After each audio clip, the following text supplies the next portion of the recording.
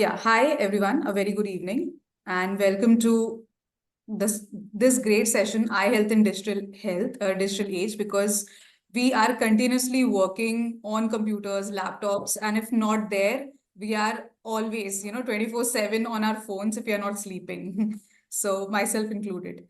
So yeah, so Dr. Neha is here to help us with that, and I'll give some brief introduction about Dr. Neha. She is a highly skilled ophthalmologist, if I'm pronouncing it correct, specializing in cataract, cornea, and refractive surgeries with over 6 years of experience.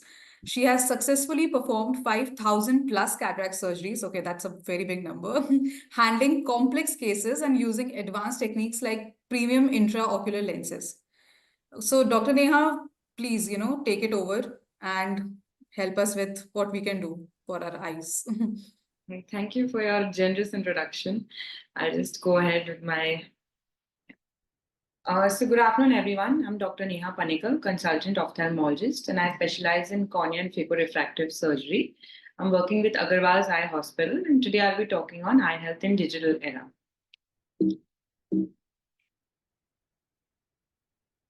Yeah, so as we all know, computer vision syndrome, also known as digital eye strain, is an emerging health condition in today's times. It's more like the digital age epidemic which has hit us. And mostly that's because computers have now become like an integral part of everyone's life, irrespective of the age. May it be children, students, working adults, maybe be the elderly. Everyone is using some or the other form of electronic gadgets or devices. So that includes computers, laptops, tablets, your mobile phones, any and every electronic device in which you're spending your time viewing.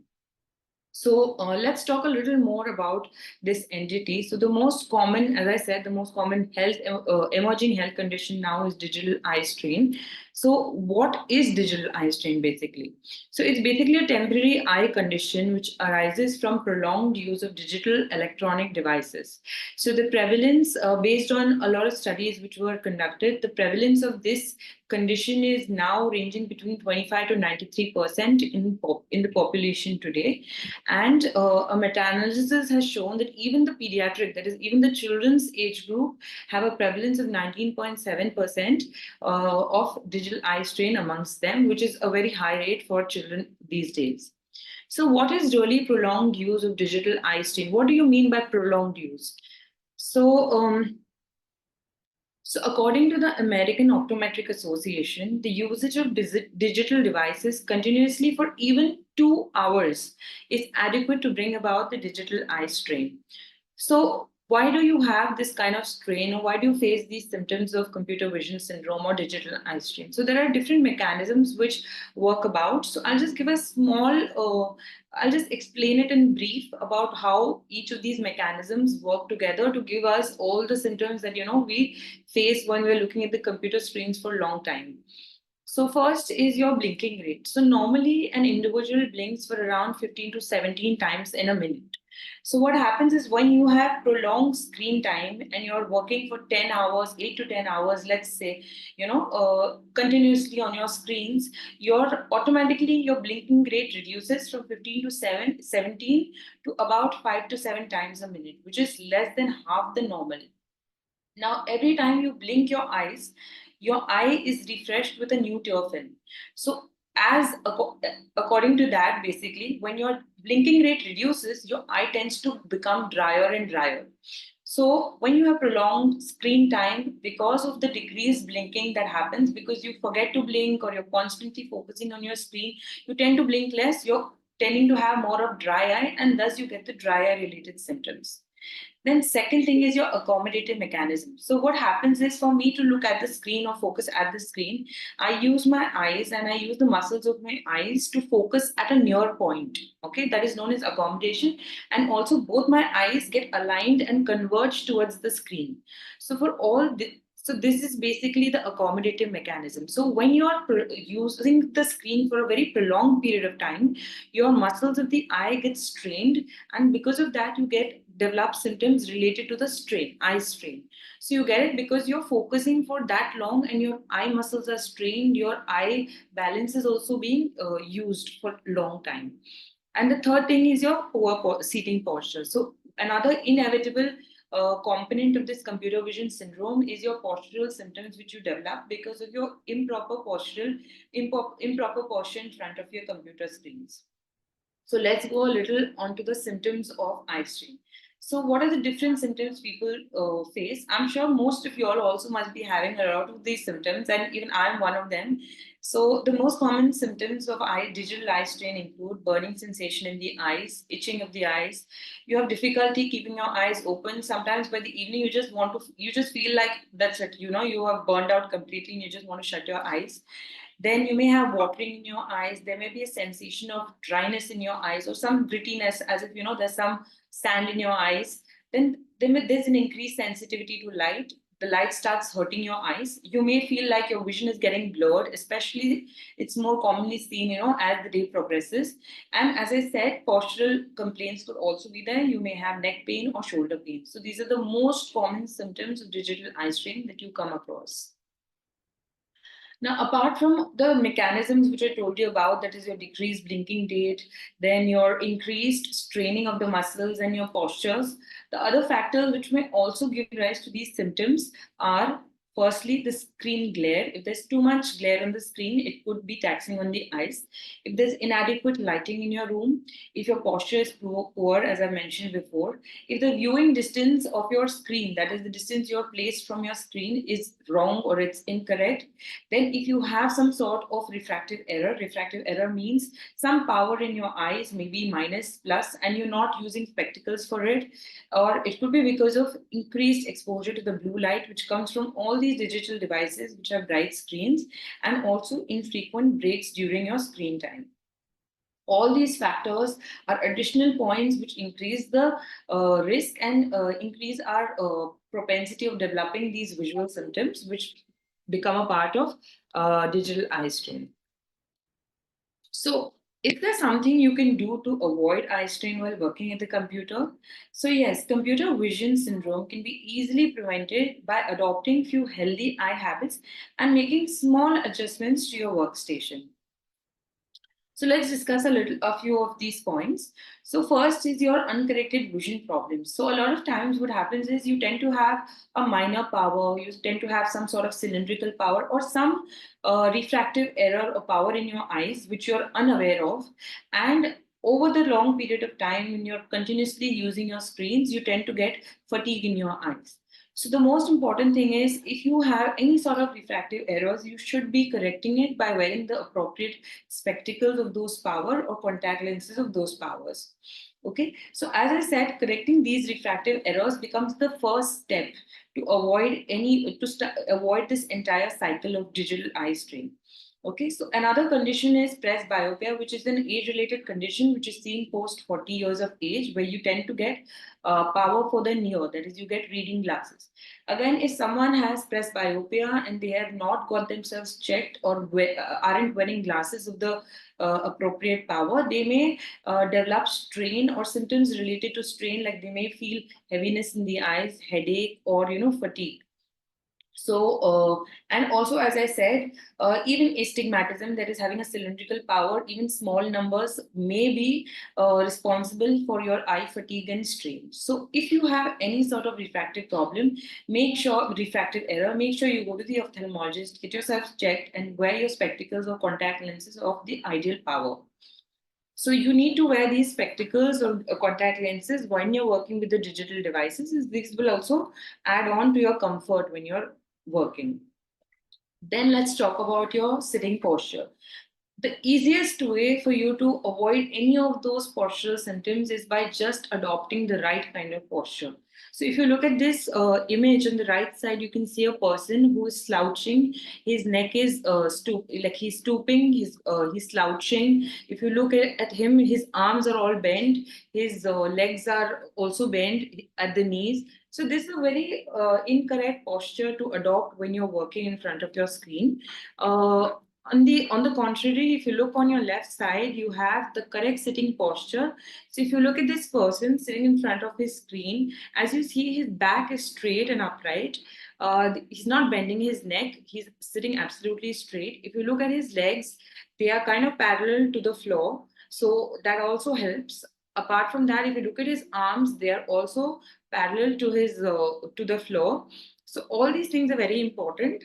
Then also in the sitting posture, what is important is your screen and the distance of the screen. So ideally, your screen should be at least one arm's distance from you. So that is ideal. So that makes it around 45 to 78 centimeters is the range which your eye should be from your screen. That is one point. Second thing is, if you look at this image, you can also see that the screen of the person is slightly tilted. So an absolute straight or vertical screen is not ideal. It should be slightly tilted, because that slight tilt gives allows you to have a more natural posture for your neck and your head when you're viewing the screen. Okay, so even if you try it, and if you even try it by yourself, you'll understand that if you keep the screen absolutely straight, it's a little more difficult, or it causes you strain over the time than when you keep it a little tilted backwards. So you get that ideal posture which comes naturally to you in your for your head and neck. Then, as you see, this is again an image. This shows the correct distances. As I said, you should have one arm distance at least. Another thing, what you need to remember, the distance of the screen I have told you. Then, what level should your screen be at? So, ideal is if your screen is at the level of your eyes or slightly below the level of your eyes. So, if you look at this girl sitting here and viewing her screen, you can see that her line of sight, that is this dotted arrow line, is slightly, it's not exactly horizontal, it's slightly downwards. So this is ideal. 10 to 15 degrees is ideal for you to have your viewing distance. So for this, what you can remember is the top of your screen should be at your eye level, so that when you're viewing a little bit on the downside. So that is ideal, because it gives you the most comfort when you're viewing the screen for a very long period of time. Then another thing that is important to keep in mind is how the lighting of your room is. So poor lighting is definitely an additive factor which increases your risk for these symptoms. So you need to work in a well-lit environment. For that, what you could do is adjust your screen brightness and eliminate the glare. So the most important thing is, if you need to check for the glare on the screen. So if I'm sitting right in front of my computer, but there's a window right behind me where a lot of bright light is entering my, is falling right on my laptop screen, this can give rise to glare because of the reflection which comes from the computer screen. Now, all this glare also increases the fatigue in the eyes, strain in the eyes, watering, and will cause you all of those fatigue or eye strain related symptoms. So you need to look out for all these sources of light. You should not be sitting right, it should not be hitting your screen directly. And also at the same time, if I'm watching the computer screen, like as I'm doing now, the light, there shouldn't be bright light coming from the opposite side, because that much amount of light could be discomforting, or it could be uncomfortable for me and for my eyes. Okay, and second thing is using anti-glare screens. So these days, computer screens, desktop screens, all have these anti-glare screens which are very easily available, and you can just use them, and they reduce the glare that you get because of the reflection from the screen. So this is what I was trying to explain. So if you look at this image over here, you can see the computer is facing the large, huge sized window from where there's a lot of light coming in. So this is not ideal, where you have a lot of bright light falling directly on your screen, because it gives that reflection from the screen which causes you discomfort. And then you have the second image over here.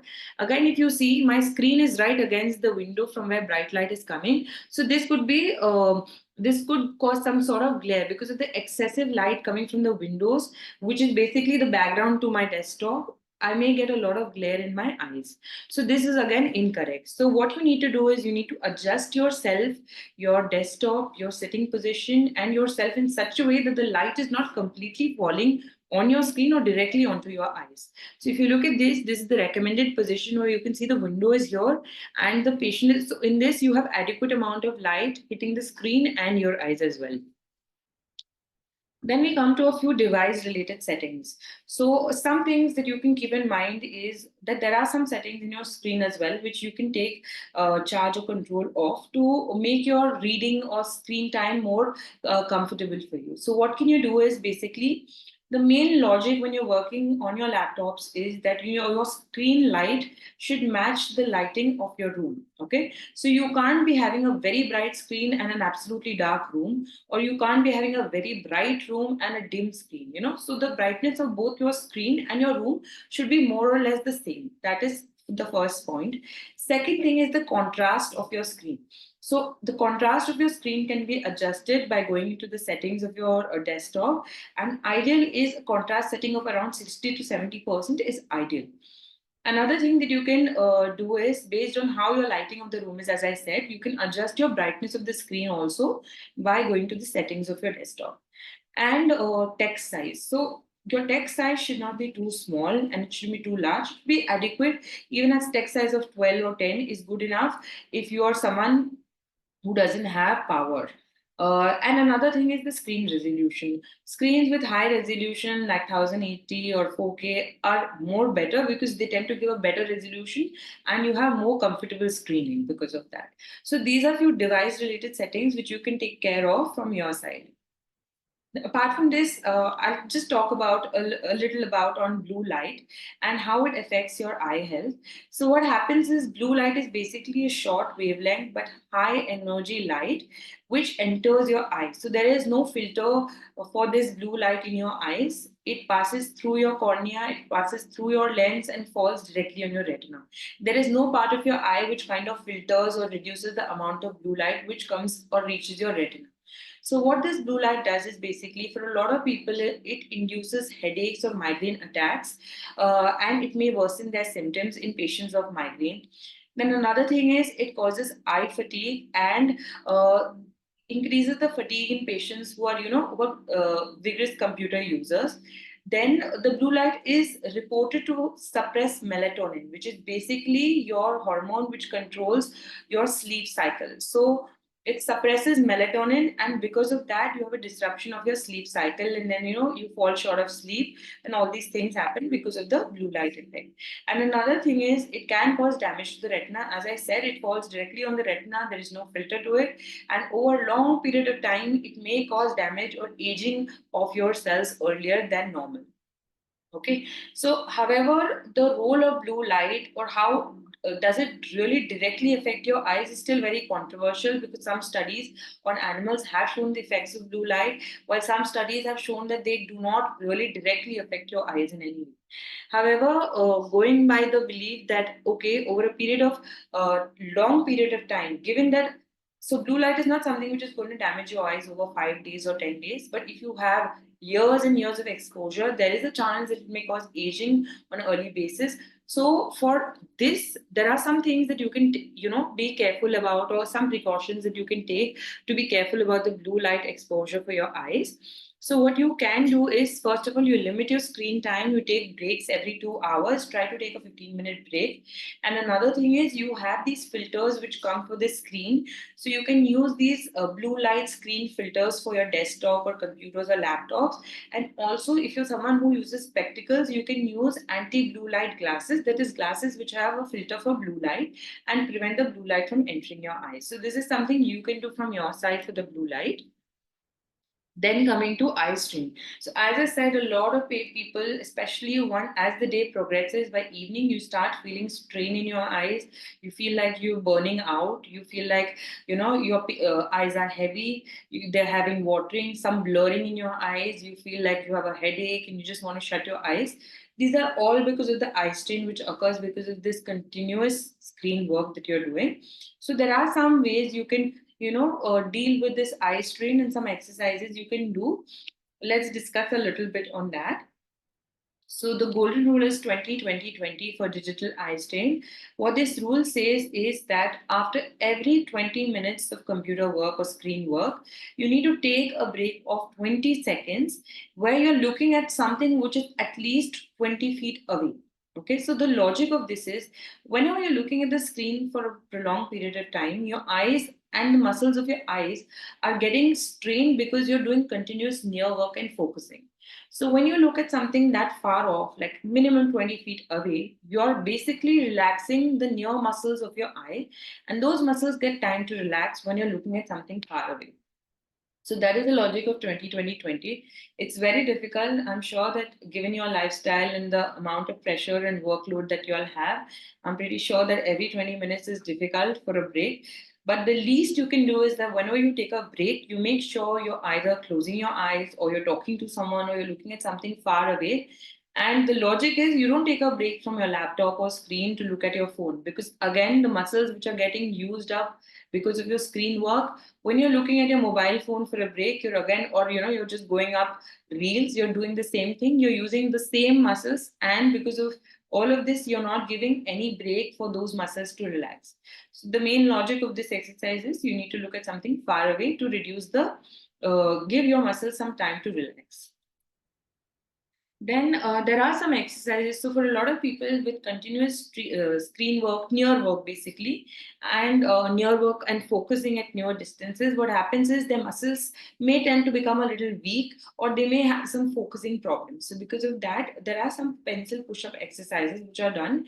This is just to make your convergence. Basically, as I said, when you look at the screen, your both eyes are like straight. When you look at the screen, they focus at a point. So your eyes converge. So sometimes there may be a convergence insufficiency because of the repeated continuous screen work. So what you can do for this is you can try doing the pencil push-up test, in which what you do is you ask the patient or you ask someone to hold a pen at an arm's distance between both your eyes, right in front of your nose. You hold a pen right straight and you focus at the tip of the pen, and slowly you ask, slowly you have to get your pen close to your eyes and slowly get it till the point where your vision is blurred or you see double images. You stop at that point. Now at that point, you close again, you try focusing at the tip of the pen. So you try focusing from the point where it's become blurred. You try again focusing, hold it in that position for some time, and keep focusing. Then again you move your hands away, and you keep repeating this over. You keep repeating this for a few times, and that will help you improve your conversions. So this can be done once a day, or it can be done like morning and evening, and you can do it like around 5 to 10 times based on how you're comfortable doing it. But this is the basic logic where you're trying to improve your convergence of your eyes. Then there are some exercises also which have been described, especially what people call it eye yoga and all of that. So there are some basic exercises which also help relieving the eye strain. So some are basically your palming technique. So what you do in the palming technique is just rub your hands and warm them a little and place your palms over your eyes. So this just basically gives you a cooling sensation, or just relieves you a little, because the warmth itself of the palms gives you some cooling effect for your eyes. So you can do that, and they allow your eyes to relax, improves the circulation. Then there are exercises that I told you where which involves movement of your eyes in specific directions. So one exercise is where you move your eyes in a clockwise direction. Okay, and once you do it in a clockwise, you repeat the same thing in anti-clockwise, and you can keep doing that. So when you do this, they just help you relieve the strain a bit. Then you can imagine that there's a figure of 8 in front of you. Okay, and you're looking at the figure of 8 you're going in motion of the figure of 8 and following it. So you can move your eyes in that way. So if I'm sitting here and this figure of 8 in front of me, so I'll just follow it according to the 8 pattern, so that my eyes keep moving in that direction. So I do it clockwise and anti-clockwise. And then you have some near focus exercises like focus shifting, what I'm talking about, where what you do is you hold a pen at an arm's distance, you focus at it, and then after a few seconds, you focus at something far away, and then again you focus at this. So because of this, you're giving time to your eyes to focus as well as take breaks from focusing. Then, as I said, your symptoms of dry eyes. So, dry eyes, the symptoms for dry eyes are watering, irritation, burning sensation. You feel like there's blurring in your vision.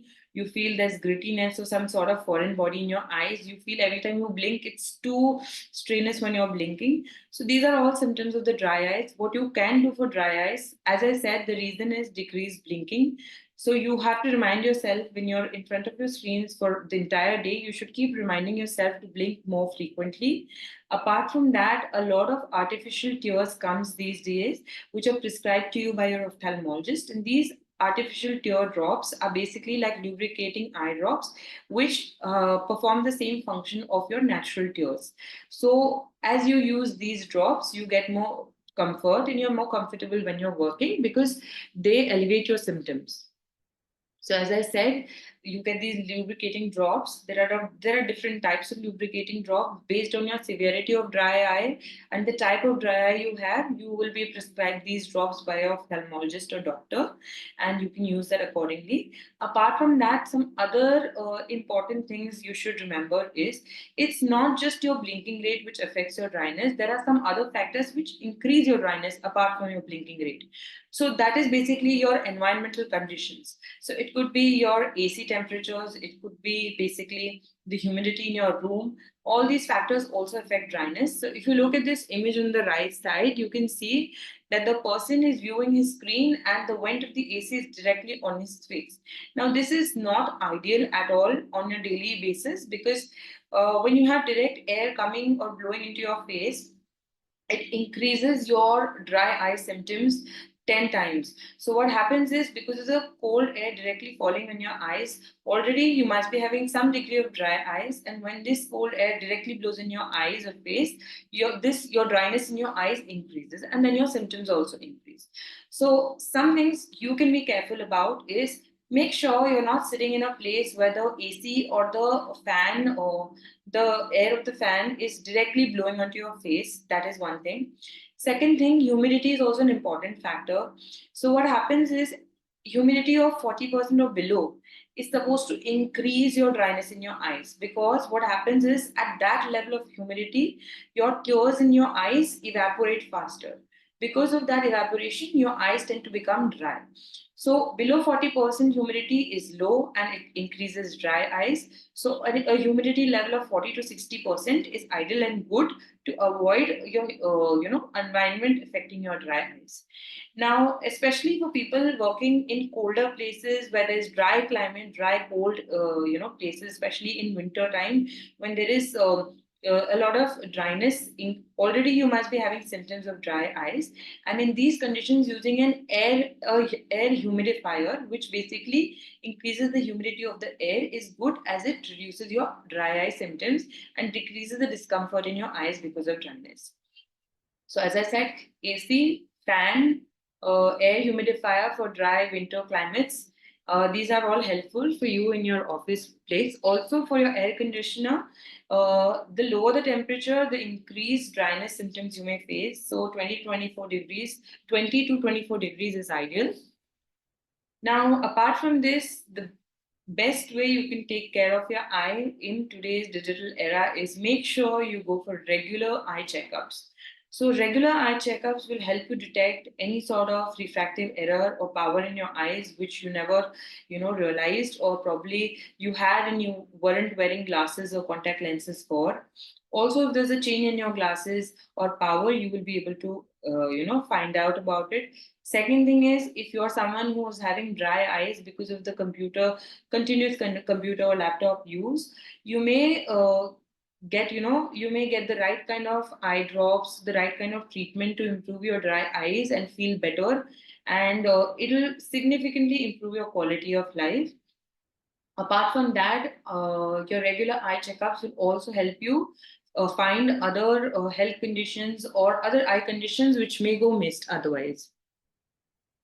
So, all said and done, I'd also like to give a very short mention on how the digital era today is even affecting the children of today's time. I'm sure there must be a kid in almost everyone's house. So, that's why I just want to talk about this for 2 minutes. So, the impact of using gadgets on children's eyes. Now, this is also a very important thing. Uh, in the earlier times, if you would see a classroom of students, probably, five or six students would have glasses. But in today's time, if you go to a classroom, you can see most of the kids wearing glasses or spectacles, and this is because of the change in the lifestyle of the kids and also their, electronic device usage patterns, which are changing as with times. So what happens is because of the increased screen time, you can see most of the times these days kids don't eat food without a tab in their hand. They don't do what you want them to do. They want a tab. They want some cartoon going on their tab always. So now these all habits not just cause eye strain or dry eyes in the kids, but they also do affect the kids in terms of the power. So a condition known as myopia, in which is also known as short-sightedness, in which the kids can see the nearby distances clearly, but they have difficulty in seeing the distance. So what happens is when kids are using these electronic devices for a long period of time, because of the eye strain, they may have blurry vision. They may have dry eyes. As I have discussed, the blue light of these devices may affect the eyes. And the most important of all is the high myopia. Now, these kids are at an increased risk of developing myopia, which is basically power for the distance. That is, they're having difficulty seeing the distance. Now, what happens is there are different mechanisms that have been proposed in different, in literature, which correlates the gadget usage with that of myopia. But the basic logic is that when a child is born, so their eyes are accustomed, or they're designed in such a way that they can only see the nearby and not the distance. But as the child grows in age, he's supposed to go outdoors, he's supposed to play, see distances, and his eyes supposed to be used to his eyes should be used to seeing the distances clearly. But with the increasing trend of this continuous gadget use and increased screen time amongst children, they tend to go to the outdoors a little less than normal. So earlier outdoor activities amongst kids were more higher, but now kids tend to be more on the indoor side, viewing their screens.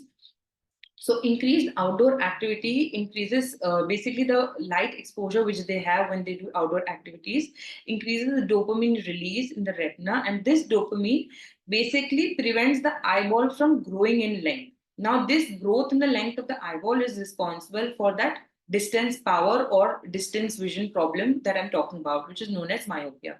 So, first of all, decreased outdoor activity, that is one cause, and second is increased screen. So, when they are viewing the screen for a prolonged period of time and they're constantly just using their eyes for near work and near focusing activities, they tend to get accustomed to that, and automatically their ability and their development which they should get for viewing the distances clearly starts drop. And that's the reason that kids in today's time have an increased incidence of myopia, that is, they have an early age of onset also. And those who have this myopia or minus power for their in their eyes, the power tends to progress also faster in these kids. So it's very important that you keep this in mind for all the kids in your house. And what are the recommendations based on this? So, screen time for kids, there are recommendations for screen time for kids as well. So, if your child is 18 months or younger, no screens are the best. The only time you can allow them is probably, when you are having a video call or a video chat with some family member, and that's when you are, showing them the screen. And if your child is 8 months, 18 months to 2 years, you need to limit the screen time and avoid solo use. Make sure, even if they're using the screen, it's for some educational, high quality educational programming or some teaching kind of process. Then if your child is 2 to 5 years old, try to limit the screen time to an hour a day, and 6 years or older, it shouldn't exceed 2 hours. So your screen time should not affect the sleep of the child. It should not affect the exercise or the outdoor activities, time for the outdoor activities for the kids, and it should not, and other behaviors also should not get affected because of it. So this brings us to the end of this discussion. I hope I've covered as much as I could in this much time. I'd like you all to ask me questions if you all have any doubts. Neha, there are questions in chat box and the question and answer box. Can you see that? Yeah, yeah. I'll just have a look. Okay. Okay, We can can you do the share? question and answer thing first, and then we can go to the chat box. Yeah, yeah, Okay. If you're not able to see, just let me know. I'll read it out for you. yeah.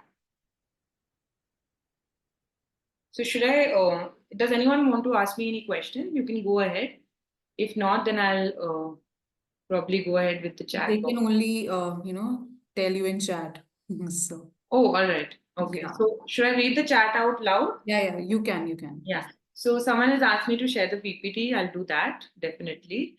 Then why do I feel irritated when I see knives and other sharp objects? Is there a specific reason for this to happen? No, not really. If you're someone who gets irritated when you see sharp objects, there's no specific eye-related condition or, other reason because of which it could be happening. No, not really. But yeah, if you have a problem in general, if you're having for your general for your daily activities, normal activities, also if you're having irritation in your eyes, yes, that could be a symptom of dry eyes. Can I use Blu-ray glasses? Is it really helpful? So yes, you can use these glasses. So I'll just talk a little bit on the glasses aspect. So if you're someone who has spectacles or who has a power for the eyes and you're using glasses, what you can do is you can use a anti-glare reflection on your glasses, and you can also use a blue filter for your glasses. Now, as I said, the direct effect of blue light on your eyes has been studied, but they've been done on animals and a lot of other animal studies. There is no study which directly says that yes, it's directly damaging the eyes. But yes, over a long period of time, given that it does cause damage in the, affect the retina and all of that, over a long period of time, it may affect you. So you can use the blue filter also for your glasses. Apart from that, yeah, some people do wear computer glasses also just for the screen, anti-glare effect and the blue filter effect. That's also absolutely fine. You can use that as well. Then, hi ma'am, will the anti-glare specs help us while seeing the screen? Yeah. So what happens is every time you get glare, when there's too much bright light or when there's too much reflection coming, you get that glare. Now this glare causes strain in your eyes when you're continuously working for, let's say, 8 hours a day, 10 hours a day. This increased glare will cause some sort of disturbance for you. You may feel symptoms like strain, fatigue, and all of that. So yes, the anti-glare spectacles help you in the sense that they reduce the reflection and glare which happens because of the bright screens or bright light coming from the windows. So yes, these anti-glare spectacles are useful, but as I said again, it's not something which is compulsory. It's not something which you have to use, and if you don't use, it's going to be detrimental to your eyes. No, if you ask me, is it absolutely unavoidable? No, it's not something which is unavoidable.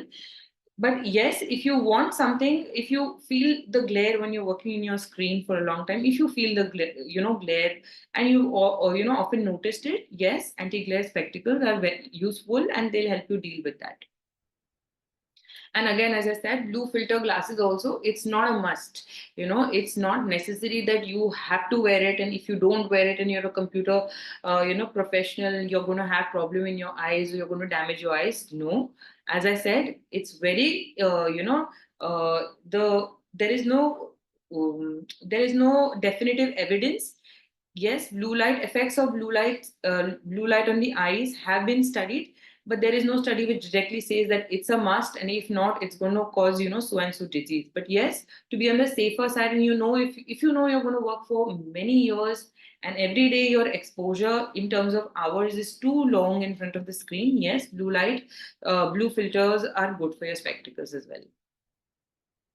Then I got a question. I get a lot of watery eyes even when I'm not using screen, and this has been for years. I got it checked, but nothing significant I got to know from the doctor. Okay, so if you have watery eyes, so there are a few things that could cause your watery eyes. One is dry eyes. So a lot of people ask, if your eyes are dry, how can they be watering? So what happens is when you have very severe dry eyes, you tend to have irritation in your eyes. Now this irritation in your eyes can cause a reflex watering, and that gives rise to your watery eyes. But that does not mean your eyes are not dry. You may just be having dry eyes. That is one reason. Second reason is sometimes some people there's a normal route, in your eyes, tears are formed, and there's a way those tears are drained out of your eyes as well. Sometimes, when you have a block in that route from where the tears get drained out, that also could be responsible for increased watering in your eyes. Then, apart from that, yes, the digital eye strain I was talking about, your increased screen time, decreased blinking, all these are also responsible for watery eyes. So, from your side, what you can do is take care of your screen settings, device settings, remind yourself to blink often, take frequent breaks, use artificial drops. They help a lot. I'm also a patient of dry eyes, so I can tell you that artificial tears they help you a lot. Also, when you go to your doctor and if he does tell you that you have dry eyes, he will give you specific drops of specific composition based on how severe your dry eye is. So probably if you feel your watery eyes are too much and you're still having problem despite your visit, you may want to go and revisit your doctor again. I hope I've answered your question. Yeah, and apart from that, also one more thing. Sometimes what happens is it's not just your dry eyes. You have dry eyes because of other conditions also. So you have conditions in the eye as well, which result in dry eye. Like you may have some lid condition. So in our lids, there are just below our lashes, there are these small openings of tiny glands, and these glands secrete oil. Now, this oil basically forms a part of your tear and it prevents it from evaporating. Sometimes, when your lids are not hygienic, when your these glands, the openings of these glands are blocked, or you have some lid condition, this can cause decrease in that oil secretion, and this can also cause your dryness. So when you go to your doctor, that is another thing he will look after is your lid hygiene and whether you have any lid condition. And if you do have such a thing, they will treat you accordingly. They may ask you for, warm compress. They may give you ointments, or they may ask you for some sort of therapy to do for your lids. And they'll ask you to take care of your lid hygiene a little better. Also for girls, another thing I would like to say is for girls, if you're someone who uses eye makeup regularly, make sure you don't sleep with your eye makeup on. You should remove your eye makeup before you go to bed because all this is responsible for your lid hygiene, which also adds on to your dry eyes. Okay, what is the best eye drops on a daily basis? Refresh yours. So yeah, as I said, the best eye drops which will work the best for you depends on how severe your dry eye is. So if you come to me as a patient, I would first evaluate your eye, evaluate your dry eye severity, and grade it accordingly. And based on that, I would give you drops. So there are different types of drops based on what level of dry eyes you have. Okay, so yes, the most commonly used teardrops are refresh tears. The component in refresh tears is carboxymethyl cellulose 0.5% and 1%. Yes, this is the most commonly used eye drops, and they are like the artificial tears. So they do help you a lot. If you're someone who has, mild to moderate dry eyes, refresh tears will help you because you'll feel comfortable. Your grittiness, foreign body sensation, irritation will all decrease, and especially given that your screen time is not going to reduce because of your profession, yes, these drops are very useful. But again, as I said, if you're someone who has very severe dry eyes, I wouldn't give you refresh tears. I would give you something stronger, which would be more longer lasting for your eyes and which would give you comfort for a longer period of time. Yeah, so hi, please send the Google link to join this session. All right, okay. How can I fix my dry eyes without without eye drops? Okay. So yeah, so all the precautions I've told you about in this presentation, make sure you take care of all of that. The lighting of your room, the screen settings, brightness, remind yourself to blink often, to blink your eyes often. Then apart from that, where you're sitting, make sure the AC vent is not directly on your eyes. Make sure, if you have a fan, movable portable fan, it's not directly coming on your face. The humidity in your room, that is something which is important. If you can use a air humidifier for the room, you can use that. These are all the precautions you can take. But again, there is no guarantee that you're not going to develop dry eyes. You may still develop dry eyes because of the working lifestyle that you have. So I've also heard a lot of patients say that they're working for 12 hours in front of the computers, and that's a lot of time. That's really a lot of time. So I think if you're working 12 hours in front of the computer with these precautions also, you're highly likely to still get symptoms of dry eyes. And there's no harm in using the tear drops. So all these eye drops which come for dry eyes, they do not have, most of them do not have any side effects. They're absolutely safe for the eyes, and they will make you way, way more comfortable than what you're feeling now because of your dry eyes. So take it from me as a patient of dry eye that if you use eye drops, it's not a bad thing to use eye drops or to get habituated in using them because they may actually give you a lot of relief. So is TV also as harmful as mobiles and laptops? See, any screen or any screen which you're using. So only thing what is different in these different types of screens is TV is at a distance, and your mobile, tablet, laptop is all at a nearer distance. So your focusing of your eyes and your straining because of your near work increases. TV may there's more distance, so yes, but again, because of the brightness, because of what kind of room you're sitting in, again, that screen light which is coming, it's also equally, it's equally going to affect your eyes as much as any other electronic gadget. Only thing is the difference is the distance in which you're viewing it. That's the only difference. But yes, it's also included in one of the gadgets which do you cannot let your child watch TV for 6 hours, because it is going to affect his eyes. So yes, it is harmful. I wouldn't say, it's absolutely good to go ahead and watch TV for the whole day. Yeah, so after a corrective surgery at the age of 31 and with a work day or screen time of 12 hours, is there a risk of eyesight getting impacted again?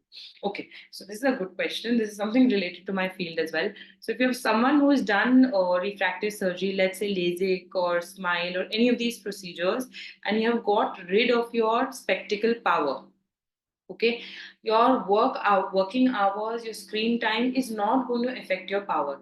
So this what I explained sometime before is basically how your gadgets impact the life of your children. Okay, because in the growing age, when kids see only near distance and focus only at near, the eyes get accustomed to it, so automatically the distance vision starts deteriorating and they get a number for the distance. However, in adults, once the proper and full growth of your eye has taken place, it's not possible that you will get a number because of your screen. You may get symptoms of strain, you may get headaches, eye pain, eye heaviness, fatigue in your eyes. All these you may get because of your screen time, but you will not get a new power, or your power will not increase because of it. And again, if you're 31, maybe after 35 or 40 years of age, you may maybe after 31 or 40 years, 35 or 40 years of age, you may get power for the near, but that again is because with age, your near muscles get weak. And when your near muscles get weak, you start getting near power, which is basically known as presbyopia, for which you have to wear reading glasses. So that is something inevitable, but again, it's not something which is definitely going to hit you at 40 or 35. For some people, it comes even at 45, even at 50. But yes, if you're someone who's done LASIK or refractive surgery, your power is not going to come back all over again because of your screen time. No. Do we have technology to check for eyesight or any problems for autism kids? So, yeah, if there are kids of autism, there are different ways in which we assess visual acuity. That is, we do vision testing for kids, children, and even for autistic kids. Yes, there is a basic way we can identify: are they following objects? Are they following what we're showing them? Are they looking at things, or are they picking up? So there are a lot of ways with which you can do that. Yes, there are some ways with which you can even test such kids, special kids, for vision problems. Does blue or green glass coating recommend using? I think I've answered this already, so I'm going to skip this. Ma'am, how to reduce dark circles? Okay, so I think I have dark circles too, so I don't know what to tell you for dark circles. But yes, the thing that you can take care of is sleep well. Sleep is very important. Keep yourself hydrated. Your screen times are too high, so that you cannot, give up your job or change your profession. So I don't think there's something you can do about the dark circles if it's because of your screen time. But what you can really do is hydrate yourself well, sleep well, stress should be less. All these things help in dark circle. And then again, if you have under eye pigmentation, you can go to a dermatologist and they may give you some pigmentation creams which will help you deal with the pigmentation in your under eyes. So yeah, that's for the dark circles. Do screen glasses really work? So I think I've answered this also. Is there any method to improve the my I think you mean myopia towards zero. So see, if you have myopia, that is, if you have minus power, that is power for distance, means you can't see the distance clearly, and you need to wear some sort of minus power in your spectacles to see the distant objects clearly. So can it become zero? No, not really. But especially if you're an adult, no, not really, unless you go get yourself operated or do a surgery. So there are many. Okay, so let's talk about it in terms of age group. Okay, so if you're a child, uh, can your myopia reduce? Can your myopia come to zero? No, it's not possible. But yes, there are some drops which we recommend for kids. There are some new types of glasses which have come out, which are known as myosmart glasses, some contact lenses also. These basically help to slow down the progression of myopia. That is, if a child has a minus power, we don't want that minus power to increase exponentially or too fast in the children as their age is increasing, and with the increase in the eye size, we don't want that power to increase too fast. To slow down that progression in children, there are drops, there are some specific types of spectacles also which have come up in the market, which help to reduce the progression, slow the progression, not make the power zero. Okay. Then coming to adults, if you're an adult that is ideally 21 years and above, and your power refractive power is stable for at least 6 months to 1 year, the best option for you to make your myopia to zero is surgery. It's refractive surgery. There are many surgeries available in today's time. You have LASIK, you have PRK, you have SMILE, you have silk. So many procedures are there. Then you have some lens-based procedures also, like Piki for people who have about 20 minus 20 powers or very high powers, in which laser is not possible. So yes, surgically it's possible. Excess use of mobile leads to watering of eyes. What is the solution? So as I told you, it is going to happen. If your mobile time is too much, your screen time is too much, you're going to have watering because of the increased strain in your eyes, because of your prolonged period of near work, because your decreased blinking. All this is causing the watering. So what you should be careful about, as I said, what you can do from your side is remind yourself to blink often, take short breaks, remember the 20-20-20 rule, and apart from that, make sure your screens are not too bright and all of that. I think I've already said a lot of it before, so I won't repeat. Suggest foods to increase eye health. Okay, so there are a lot of foods which are very good for eye health. Basically, these are the foods which are rich in vitamin A, vitamin C, vitamin E, zinc, lutein, zeaxanthin. Foods which are rich in omega-3 fatty acids. All these kinds of foods are good. So, what comes under these foods? Basically, your green leafy vegetables, spinach, capsicum, bell peppers, any green leafy vegetable, all citrus fruits, carrots, then all nuts are very good for vitamin E. Then for omega-3 fatty acids, it's very good for the eyes, for dry eyes as well as for other inflammatory conditions of the eye. Omega-3 fatty acids is very good. If you're a non-vegetarian, you can look for fish. And if you're a vegetarian, you can get it from flaxseed. Apart from that, even beans are very good, or beans are good, eggs are good.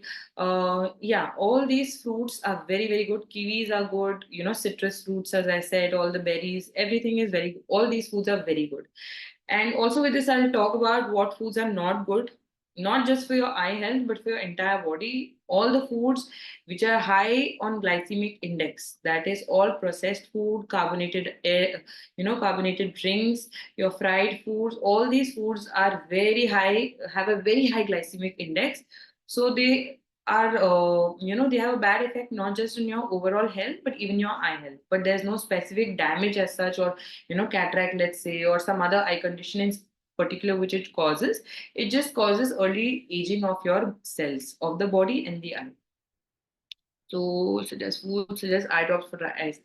So as I said, the right way to suggesting eye drops for dry eyes is basically you need to show yourself to an eye doctor or an ophthalmologist. Find out about what type of dry eye you have. There are again different types of dry eye also. If you're someone whose eye produces less water, you are more on the aqueous deficient dry eye. And if your eyes have enough water but it's evaporating too fast, that's an evaporative type of dry eye. Treatment for both is different. Also, as I said, based on how severe your dry eye is, the strength or the component or chemical composition of your drops which we would want to give you would vary. So the best, like my best suggestion would be visit your ophthalmologist, get an eye checkup, and based on what they prescribe you, you should use eye drops. Yes, but most commonly used eye drops is 0.5% carboxymethyl eye drops. Okay. Polarized signal useful or not while traveling on bike. Yeah, you can use it when you're traveling. It's not like without it, it's going to, if you don't use polarized, it's going to cause a damage or something. It's basically for the high energy light which comes. You can use it if you're on a bike. What we should do regularly as an IIT engineer. My screen time is on, oh my God, 14 to 16 hours. I think you just have time remaining for your sleep. That's all. Sleep and eating. That's it. Also, my laptop screen is 13 inches only, reading small font size text entirely. So, okay. So, first of all, 14 to 16 hours is too much. I can't even imagine that much time in front of the screen. But you may want to take short breaks. If your screen time is so high, you should take breaks in between for sure. Then, second thing is if your font size, if your screen is small, there's nothing much you can do apart from changing your laptop. But if you cannot change, it's absolutely fine. You can increase the font size of your text, so increase it and probably make your text size to a size which is comfortable for you, or which in which you do not have to focus or strain too much. You can increase the font size. That is another alternative for you. But yes, 14 to 16 hours is too long. You must be probably having a lot of these symptoms. If you're working for so long, I'm sure some or the other symptom of dry eyes you must be having. So make sure you're using those drops, make sure you're blinking frequently. Same things I said before, and breaks in between.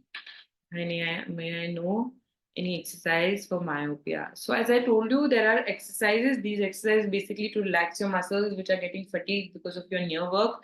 But for myopia per se, if you have the distance power, there's no exercise to reduce your power. As I said, if you have already a refractive error, there is no exercise, drops, tablets which will get your power to, I'm sorry, excuse me. There's no drops or tablets which will get a power to zero. That's not really available right now. So there's no power.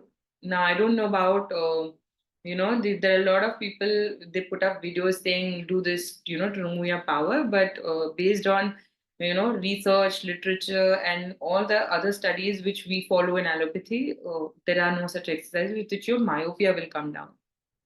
Focus is lost in the eyes in the evening and eyes move in different directions. And what is it because of screen time or something else? Yes. So this is basically digital eye strain, as I have discussed. You will feel, as I said, as the day passes, more in the evenings, you will feel it. You will feel blurring in your eyes. You'll feel like, it's very difficult for you to look at the screen. The screen is seeming too bright for you. These are all symptoms of digital eye strain. So you're probably suffering from digital eye strain. Is it because of screen time? No, it's most likely because of your screen time only. Can cataract surgery be performed multiple times in the same eye? Okay. Okay, so ideally, see, if you have cataract at any stage, okay, and you get yourself operated. So what happens in the surgery is we remove the cataractus lens out, and in the same place we place an artificial lens. So once this is done, all in all, your treatment is done for cataract. There is no need for a second surgery or for you to do a resurgery for any reason, unless there is some other, problem that has come up which requires a surgery in itself. But otherwise, for cataract per se, once you get operated, you've put an artificial lens inside your eye. There is no need for your eye for you to undergo multiple, surgeries for your cataract. No, it's a once in all surgery. Sometimes what happens is very rarely. I'm talking about very rare occasions where post cataract surgery, some people there may be some sort of we may feel like there's some sort of cleaning which is required, or there's some particle remaining, or there's something which requires a little additional cleaning, so that you may have a resurgery for that. But otherwise, per se, for cataract, no, it's a one time surgery. Does stains or dirt on the glass of specs can contribute? Yeah. So if you're so you need to look at your glasses very carefully. Sometimes what happens, you have a lot of scratches in your glasses, dirt, oil, smudgy, it's all smudged oil on your glasses. These basically, what it does is it doesn't cause eye strain, but it decreases your quality of vision. So if you're someone who wears glasses, if you wear clean glasses and you wear some glasses with a lot of fingerprints on it, you can yourself understand the difference between the two. So all these dirt, stains, scratches, especially, some people come with a lot of scratches in the lenses. They basically decrease your quality of vision because your light is not really coming through a clear space. That's why. So you may want to change the lenses of your spectacles at that time. Hi, in my office, the tube light or the LED light is above my seat. Is it any effect on the eyes? So as I said, I don't know how the light or the LED is in your room, but make sure your screen light is more or less the same. Yes, you shouldn't be working in a dark room, but you shouldn't be working in a too bright room. But yes, light above the head is fine as long as your room is well lit and your screen is also equally well lit. Dr. Neha, hi. Yeah. So, I guess it's time, and you answered, I think, half an hour of questions, if I'm not wrong. So, yeah, that was like a lot of people have a lot of questions and good questions, actually. And you answered them beautifully. So, thank you so much for that. And thank you so much, guys, you have asked a lot of good questions, which I hope have helped a lot of people present here. Okay. And yes, if you want to, get this video, you can go to IMT Care's YouTube link and can check out this video later also. And you can also connect with Dr. Neha. So yes, and yes, you get yourself tested, get that basic eye checkup done. And if you have any issues, go to your doctors. And Dr. Agarwal is there. You can get yourself tested from them also. So I'll conclude this session saying a very, thank you so much for I just like you to know add one last thing yes, about eye checkups. If you have any symptoms of the eye, you should go get yourself checked. And if correct. not, you're absolutely fine. Then make sure you visit your doctor at least once a year, just for a routine checkup, eye checkup. And thank you so much for giving me this chance to talk. I hope I've cleared the doubts. I'm not very sure if everyone got every point that I was trying to say, but I hope I've cleared the doubts. Yes, yes, you have. I mean, those exercises were like very useful. I also did it sitting here. And yes, we don't realize, how much we strain ourselves, our eyes. Only when we do these exercise and give ourselves some rest, we get Yeah. a small relief. Then we realize, okay, we might have needed this a lot. Yeah, yeah, So yes, guys, absolutely. please, I think screen time is like inevitable in today's time. It's not correct. possible for you to, continue your daily life without looking at the screen. So yeah, this is very important. And also, as I said, make sure you don't take your breaks on your phone, That's Yeah. not the right type of If break. you're I'm taking sure a that's the break, most take a commonly break done from thing, so I'm everything. stressing a lot on it. But Yes. make sure you're not looking at your Instagram reels, not looking at WhatsApp and all of it. That's not the break you want. Your break should be Correct. looking at something far away. Correct, correct, Anyways, correct. I hope I've helped you all. Thank you so much for this Gajendra session. says it's the worst habit. He has it too. We all have it, Gajendra. We are Yeah, equally responsible for our health. So yeah, right. thank you so much. And please take care of yourself. Please take care of your eyes. And yes, we'll end this session with this. Thank you. Bye-bye.